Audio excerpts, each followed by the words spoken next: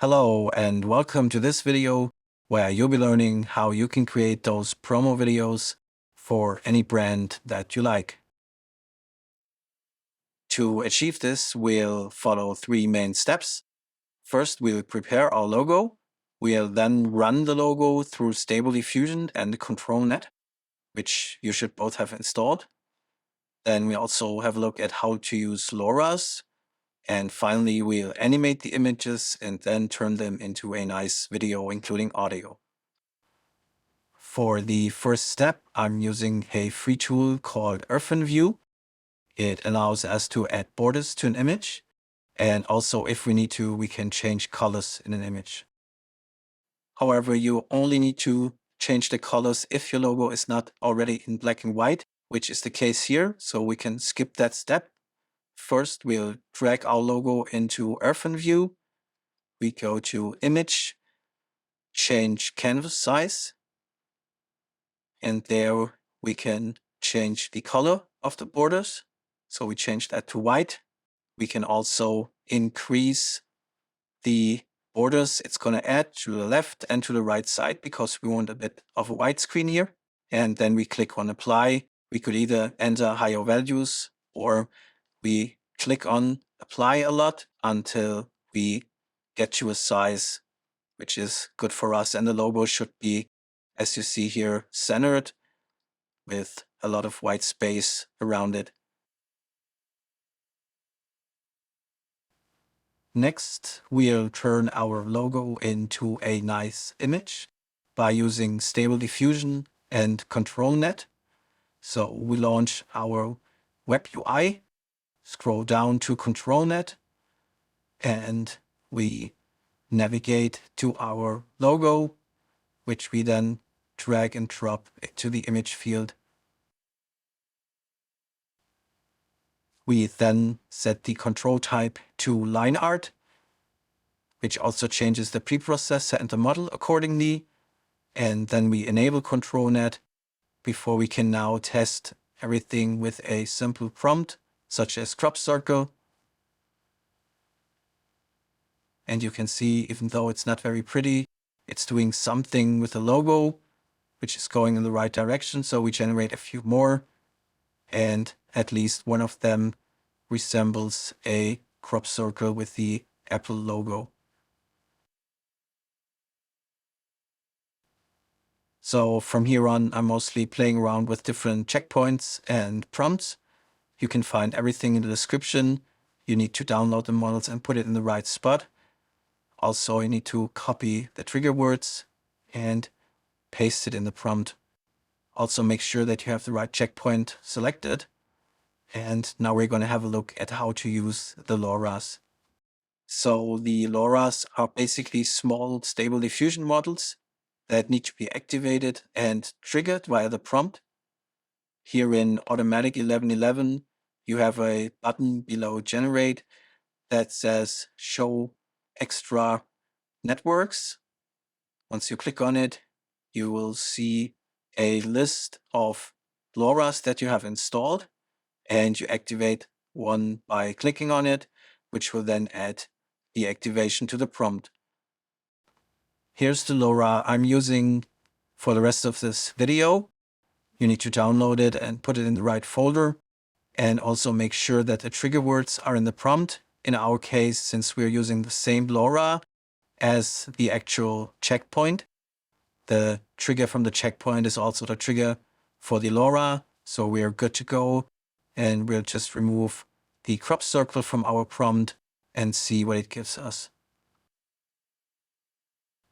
And as you can see, only in one of the images, the logo is clearly visible.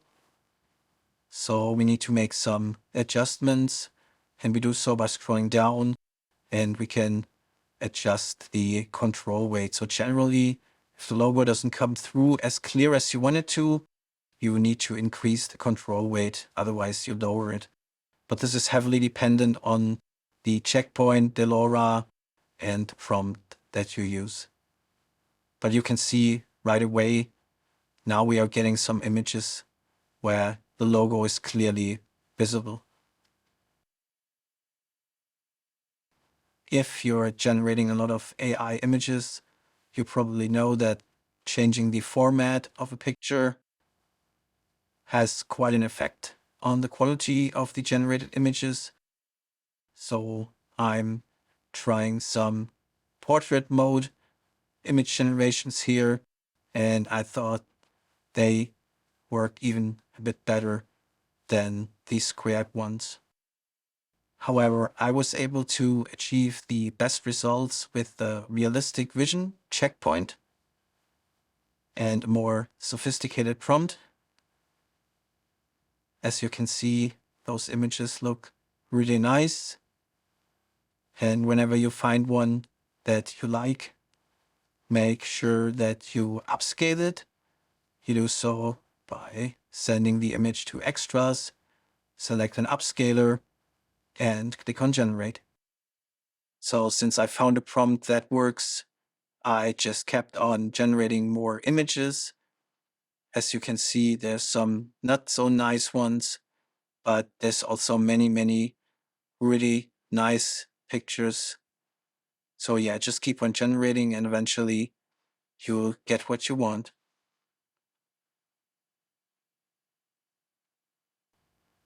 Here I'm using the ref animated checkpoint to create some colorful logo designs out of this black and white logo that we used as input.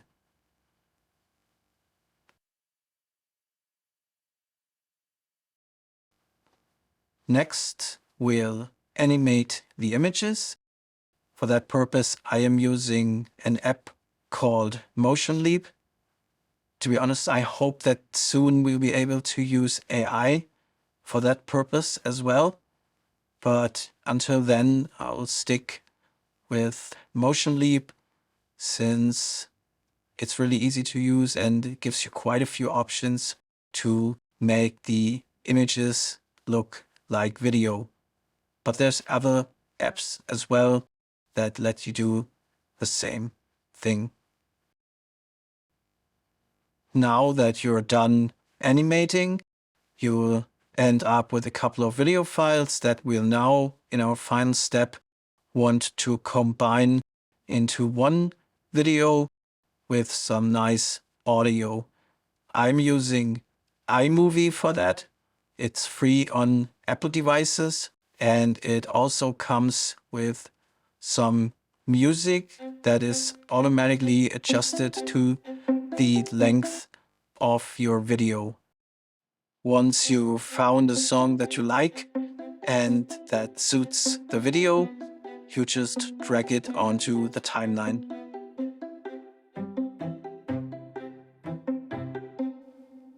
So here the audio stops a bit too soon.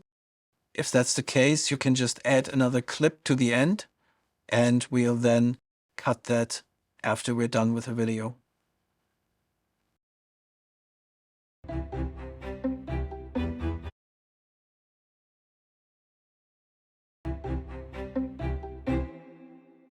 I want to thank these Twitter users, Will Gibson and Barcy, for sharing their knowledge and making me aware of what's possible with Controlnet. And while I was editing this video, Will Gibson posted a quick reference guide where you can basically see how does my input logo affect the output. So definitely check out their accounts. And in case you haven't noticed, this isn't my real voice. I'm using an AI voice. If you're interested in how that works, please check out this video where I'll show you how to train and use an AI voice. So for the final seconds of this video, I actually played around with AI music generation for the first time. Please let me know what you think about it. Otherwise, I hope you learned something new in this video. If you did, please give me a like or subscribe, and I'll see you next time.